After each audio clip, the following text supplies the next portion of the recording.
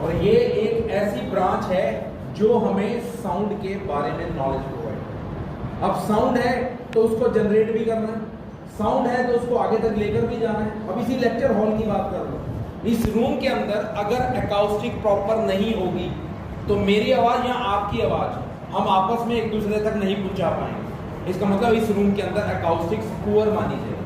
पर अगर अब इस रूम को डिजाइन किया गया, ये खिड़कियां लगाई गई, इधर ये वेंटिलेशन किया गया, तो ये अकाउस्टिक्स के आधार पर ही किया गया।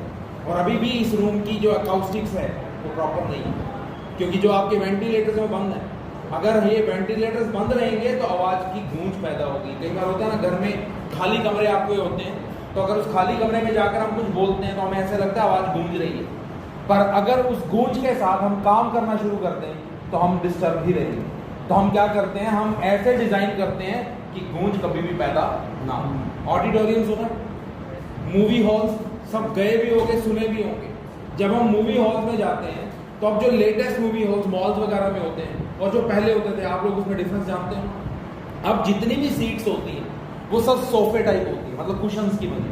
पहले क्या होता था, कुर्सियां आती, फट्टे की कुर्सियां, उसके बाद जो बॉक्स होते थे, बालकनी होती थी, उनमें ये सोफा टाइप बॉक्स जो है सीट्स का अरेंजमेंट होता है। अब क्या पूरे हॉल में आपका सोफा टाइप अरेंजमेंट है। ये सिर्फ और सिर्फ किसके लिए किया गया है, साउंड की प्रोपागेशन को प्रॉपर बनाना। और आप ये भी जानते हो डॉल्बी साउंड, 3D साउंड, ये सब फिनोमिना उसमें किए जाते हैं।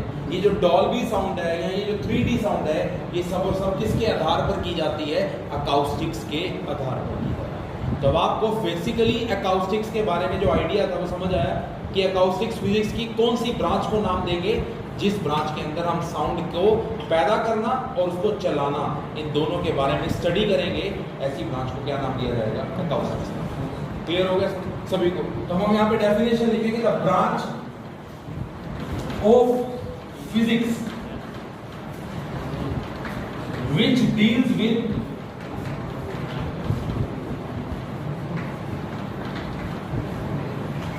the generation and propagation of sound.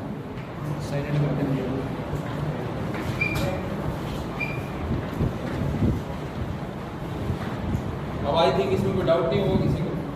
अकाउस्टिक्स एक ऐसी ब्रांच है जिसके अंदर हम साउंड को जनरेट करना और प्रोपागेट करने के बारे में स्टडी करते हैं। ऐसी ब्रांच का नाम क्या रखा गया, अकाउस्टिक्स। अब जिस ब्रांच के अंदर हमने साउंड को स्टडी करना है, तो याद रखना साउंड जो है इज ऑफ 2 टाइप्स।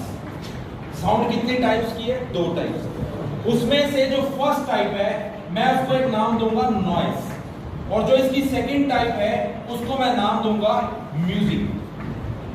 अब जो साउंड है जो हमने जनरेट करनी है या प्रोपागेट करनी है, वो 2 तरह से बनाई जाएगी। एक को नाम क्या दे दिया गया, नॉइस, एक को क्या नाम दे दिया गया, म्यूजिक। इसी रूम में अगर बच्चे आपस में बात करने लगेंगे तो है तो वो साउंड, पर उस साउंड को नाम क्या दिया जाएगा, नॉइस। क्लियर हो गया? नॉइस क्यों नाम दिया गया? क्योंकि पहली बात, वो 5-6 बच्चे आपस में बात कर रहे हैं और सबका बात करने का जो तरीका है वो अलग अलग होगा। किसी की आवाज ज्यादा होगी, किसी की आवाज कम होगी। इस तरह से जब एक आवाज बिना किसी मतलब प्रॉपर वेरिएशन के आती जाती है, प्रॉपर वेरिएशन समझते हो, जब आप एक वेव बनाते हो तो ऐसे वेव बनती है और ये प्रॉपर वेव है। पर अगर ये वेव आप बनाने की बजाय ऐसे ऐसे ऐसे और फिर ये बनानी शुरू करो तो ये इनप्रॉपर वेव हो। इसमें वेरिएशन जो है वो बराबर नहीं है। अगर लगातार देखा जाए तो बढ़ने में बढ़ता ही जा रहा है, अगर घटने में देखें तो घटता ही जा रहा है। जबकि हमारी वेव कैसी होनी चाहिए, एक टाइम में टाइम के साथ बढ़नी चाहिए तो दूसरे टाइम में टाइम के साथ घटनी चाहिए। जिसमें वेरिएशन ऐसा होगा वो तो कहलाएगा म्यूजिक, और जिसमें वेरिएशन प्रॉपर नहीं होगा टाइम के साथ वो कहलाएगी नॉइस। क्लियर हो गया? और ये बॉडी की है मीन पोजीशन, यहां से यहां तक एक्सट्रीम, ये फिर से मीन और ये फिर से क्या है, एक्सट्रीम। तो आपको ये याद रखना है, मीन से एक्सट्रीम तक के फासले को कल मैंने लिखवाया भी था, एम्पलीट्यूड बोलते हैं। क्या बोलते हैं? एम्पलीट्यूड। तो ये वेव के एम्पलीट्यूड है। अगर एम्पलीट्यूड टाइम के साथ प्रॉपरली वेरी करता है, प्रॉपरली चेंज होता है, तो कहलाता है म्यूजिक। और अगर एम्पलीट्यूड बिल्कुल टाइम के साथ बराबर वेरी नहीं करता तो वो क्या कहलाता है, नॉइस। तो इतना क्लियर हो गया? साउंड कितने टाइप्स की है, 2 टाइप्स, म्यूजिक एंड नॉइज। तो मैं अगर सबसे पहले नॉइज को डिफाइन करूंगा तो मैं लिखूंगा it is the sound in which amplitude does not vary properly with time।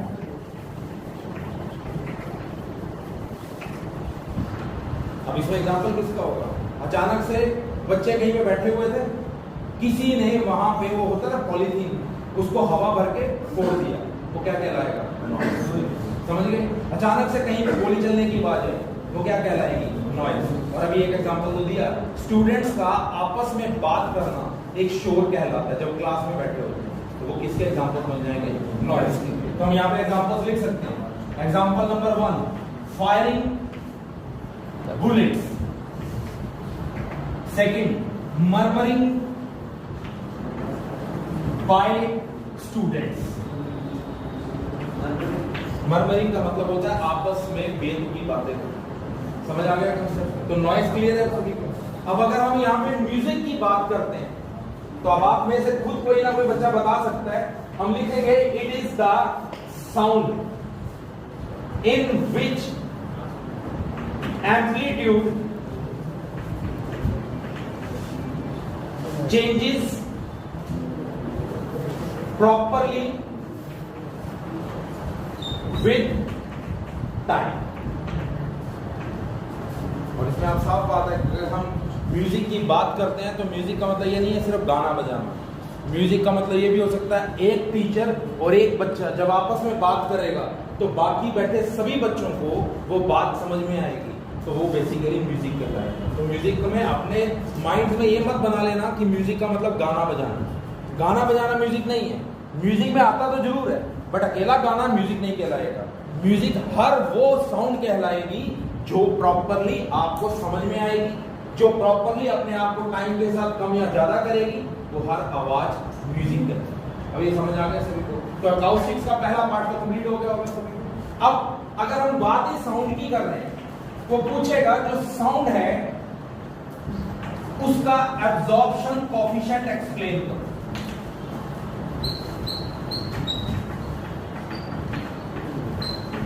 ये टॉपिक और भी अच्छा है। साउंड एब्जॉर्प्शन कोएफिशिएंट क्या होगा? इसी रूम में अगर बात करें तो मैं कुछ बोल रहा हूं, वो आवाज आप तक आ रही है, पर वो आवाज जब आप तक आती है और मैं बोलना बंद कर देता हूं तो आवाज खत्म हो जाती है। इसका मतलब साफ है, जो मैंने बोला वो मेरी साउंड थी। जब आपने उस आवाज को सुना तो आप में से कुछ बच्चों के थ्रू वो आवाज सोख ली गई, मतलब एब्जॉर्ब हो गई। अब यहीं से ये सारे बच्चे बाहर चले गए, अकेला ये रूम बचे और मैं इतनी ही आवाज में यहाँ पे लेक्चर डिलीवर करता हूँ, तो आप डिफरेंस समझते हो ना? यहाँ पे मेरी आवाज गूंजने लगेगी, उसका फर्क समझ आया?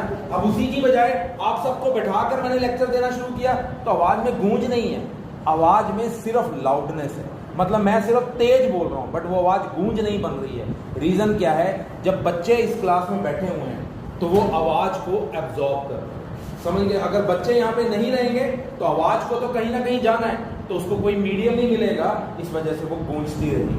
तो जब भी आप कहीं पर कोई साउंड क्रिएट करते हो, साउंड बनाते हो, तो वो कहीं ना कहीं जाकर जब गिरती है तो उसका कुछ पार्ट उसमें एब्जॉर्ब हो जाता है और जो बाकी पार्ट बचता है वो हमें सुनाई देता है। अब वो जो पूरी आवाज है उसमें से जितना पार्ट सोख लिया जाएगा वो एब्जॉर्प्शन कोएफिशिएंट कहलाएगा। समझ आ गया? वो क्या कहलाएगा? Absorption coefficient. जैसे मान लो 100% आवाज इस कमरे में पैदा हो गई, वापस आ रही है 20%, इसका मतलब 80% कहां गई? सोख ली, एब्जॉर्ब। मान लो 100% आवाज पैदा हो रही थी, वापस आई 70%, इसका मतलब सिर्फ 30% सोख ली। तो जितना टोटल में से पार्ट गायब हो जाएगा वो पार्ट एब्जॉर्ब हो जाएगा, और वो जो पार्ट एब्जॉर्ब हो जाएगा उस कोएफिशिएंट को हम कौन सा कोएफिशिएंट बोलेंगे? Absorption coefficient. ठीक है, तो मैं यहां पे ऐसे लिखूंगा आंसर में, it is defined as the amount of sound absorbed from the total amount of sound incident on surface. समझ आया कंसेप्ट? अगर हम इस लैंग्वेज को पढ़ें तो it is defined as the amount of sound. यहां तक तो समझ आ गया? क्या हुआ, उस अमाउंट ऑफ साउंड का एक पार्ट एब्जॉर्ब हो गया, इसमें से एब्जॉर्ब हुआ from the total amount of sound incident. Incident का मतलब समझते हो? आवाज का आकर गिरना, वो किसी सरफेस पे गिरी। अब यहाँ पे वो सरफेस कौन है? आप सभी लोग। आप लोगों के साथ यहाँ पे दूसरे सरफेसेस कौन है? ये बेंचेस, ये बेंचेस, ये स्टूडेंट्स, ये सब यहाँ पे सरफेस का काम कर रहे हैं। और जो मैं बोल रहा हूं वो मेरी साउंड आप लोगों के ऊपर आकर इंसिडेंट हो रही है, और उसमें से जितना पार्ट मेरे तक वापस आ रहा है वो पार्ट रिमेनिंग पार्ट है। इसका मतलब जो बाकी बीच का पार्ट था वो गायब हो गया, वो सोख लिया गया, और उस गायब हुए पार्ट का जो नाम है वो एब्जॉर्प्शन कोएफिशिएंट। वो कौन सा कोएफिशिएंट है? एब्जॉर्प्शन। अब ये U, O stands for open, W stands for window, unit मतलब यूनिट। तो एक खुली खिड़की सबसे बढ़िया एब्जॉर्बर है। अभी अगर इस रूम की खिड़कियां बोल दें ना तो मेरी आवाज में जो भी यहाँ पे भी गूंज हल्की फुल्की पैदा हो रही है वो खत्म हो जाएगी, क्योंकि खिड़कियां अपने साथ हवा को बाहर लेकर जाएंगी। और कल से अब तक हम एक ही चीज पढ़ रहे हैं, आवाज को आने जाने के लिए माध्यम चाहिए, और वो माध्यम सिर्फ हवा होती है। तो खिड़की के खुलते ही हवा बाहर, हवा के साथ आवाज भी बाहर, तो उसमें से मैक्सिमम पार्ट गायब हो जाएगा। गायब हो गया तो मतलब एब्जॉर्ब हो गया। तो व्हाट ओपन विंडो यूनिट्स। सबसे पहले लिखूंगा ये एक डिफेक्ट है, और ये डिफेक्ट तभी पैदा होगा जब आपके रूम का अकाउस्टिक्स प्रॉपर नहीं हो। इस डिफेक्ट में होगा क्या? कोई इंसान जब बोल रहा है तब तो आपको सुनाई दे ही रहा है, पर अगर उसने बोलना बंद कर दिया उसके बावजूद भी आपको अगर लगता है कि अभी भी इस कमरे में कुछ गूंज बाकी है, तो वो रूम की पुअर अकाउस्टिक्स है, उसमें अकाउस्टिक्स बढ़िया नहीं हो पाई।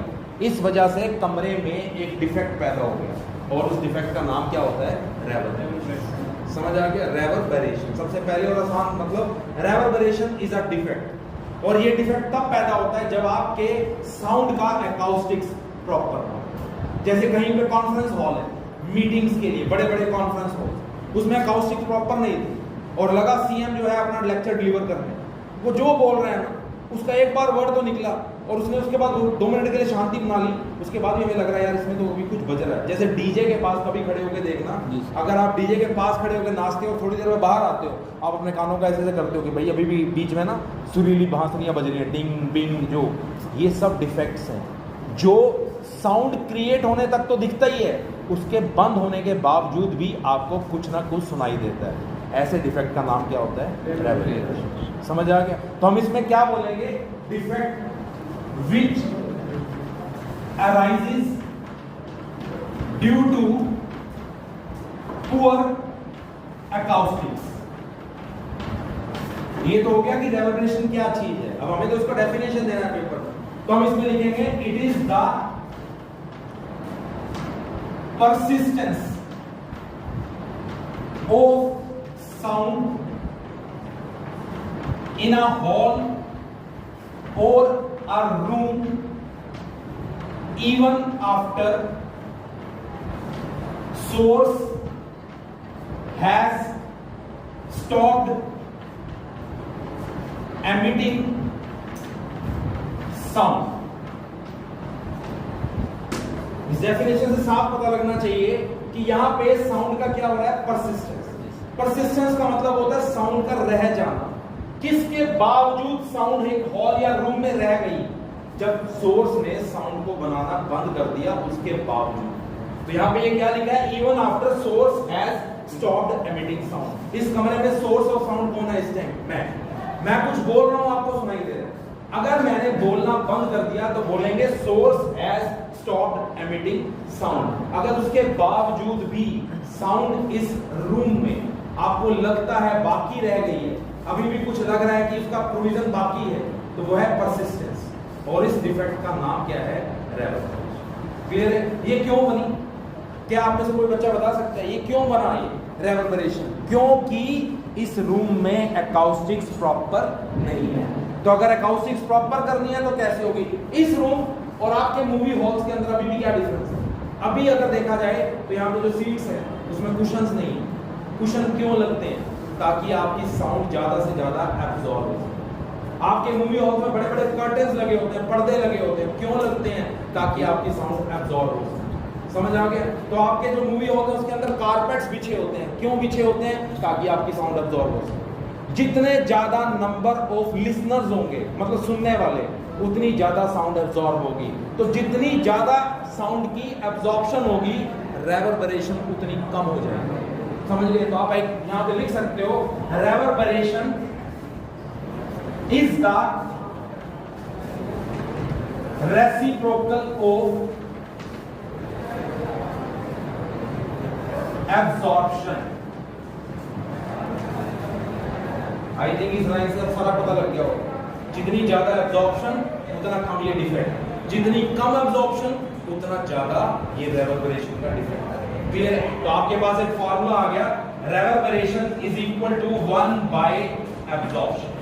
इतना क्लियर है? ठीक है, अब हम एक ग्राफ बनाते हैं। उसके लिए हम यहां पे लिखेंगे रेवर्बरेशन टाइम क्या है। कौन से टाइम को रेवर्बरेशन टाइम बोलेंगे? मैं कुछ बोल रहा था, आपको आवाज सुनाई दे रही थी, मैंने बोलना बंद कर दिया, फिर भी आपको लगा इस कमरे में कुछ ना कुछ बोला जा रहा है, तो वो उसका मतलब क्या है? जो आवाज को पैदा कर रहा था उसने तो आवाज पैदा करनी बंद कर दी। फिर भी आपको जब तक वो उसकी जो इंप्रेशंस हैं, जब तक आपके कान में उसकी गूंज सुनाई देती जाएगी, वो टाइम आपका कौन सा टाइम कहलाएगा? तो आप सीधा लिखोगे the time for which sound persist is called reverberation। ठीक है, तो एक ग्राफिकली हम इसको एक्सप्लेन करते हैं। यहां पे सोर्स ने धीरे धीरे धीरे धीरे बोलना शुरू किया, तो धीरे धीरे धीरे धीरे उसकी इंटेंसिटी बढ़ने लगी। इस पॉइंट पे आके उसने बोलना बंद कर दिया। तो होना क्या चाहिए था? ये यहां पे वापस जीरो पे आना चाहिए था, पर यहां पे आने की बजाय ये जीरो होने में ऐसे टाइम लेगा।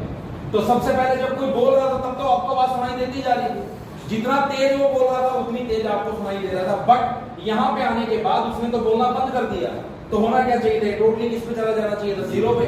पर ये जीरो पे आने के लिए इतना टाइम ले रहा है। तो यहां से यहां तक जो जीरो होने में टाइम लगा, वो टाइम कौन सा टाइम है? समझ आ गई सभी को? क्लियर? यहां तक तो साफ है। जैसे जैसे वो बोलता गया उसकी इंटेंसिटी बढ़ती गई, और जहां तक उसकी इंटेंसिटी बढ़ सकती थी उसने बढ़ाई, पर एक पॉइंट पे आके उसने बोलना बंद कर दिया, तो रेवर्बरेशन बननी शुरू हो गई, गूंज बाकी रह गई। जब तक वो गूंज बाकी रही, उसके बोलना बंद करने के बावजूद, वो टाइम आपका कौन सा टाइम है? रेवर्बरेशन। समझ आ गया सभी को ये भी कंसेप्ट? तो फाइनली हम इसमें लिखते हैं methods to control reverberation. First method, आप में से कोई बच्चा बता सकता है मेरे को? अभी मैंने आपके सामने रखे थे कई सारे मेथड। फर्स्ट मेथड क्या हो? क्या मैं लिख सकता हूं providing large number of audience, जिसको आप लिसनर्स बोलते हैं। समझ आ गया? जितने ज्यादा सुनने वाले होंगे, सोखने की क्षमता उतनी बढ़ेगी और रेवर्बरेशन उतना घटेगा। सेकंड पॉइंट क्या हम लिख सकते हैं? प्रोवाइडिंग हैवी कर्टेन्स, पर्दे। कर्टेन्स किसको बोलते हैं? पर्दे। पर्दे का जो कपड़ा होना चाहिए वो इतना मोटा होना चाहिए कि उसकी सोखने की क्षमता ज्यादा हो। जितनी ज्यादा सोखने की क्षमता उतनी कम रेवर्बरेशन। तीसरा, मेकिंग विंडोज ओपन। और ये भी आपको सबको बताया गया था, जितनी ज्यादा खुली खिड़कियां होंगी, सोखने की क्षमता उतनी ज्यादा बढ़ जाएगी। तो विंडोज कैसी होनी चाहिए? ओपन। ठीक है, नेक्स्ट, प्रोवाइडिंग हैवी कारपेट्स। फर्शों को किससे ढक दो? कारपेट से, गलीचों से, उससे भी एब्जॉर्ब करने की क्षमता बढ़ती है। क्लियर हो गया? तो आप ये चार मेथड लिखिए, एक और मेथड बताओ क्या होना चाहिए? सर जो सोफे है वो, जो आपके रूफ्स होनी चाहिए। फर्स्ट ढक गए, खिड़कियां ढक गई, बची क्या? छतें। छतों को ढकने के लिए फॉल्स सीलिंग का इस्तेमाल।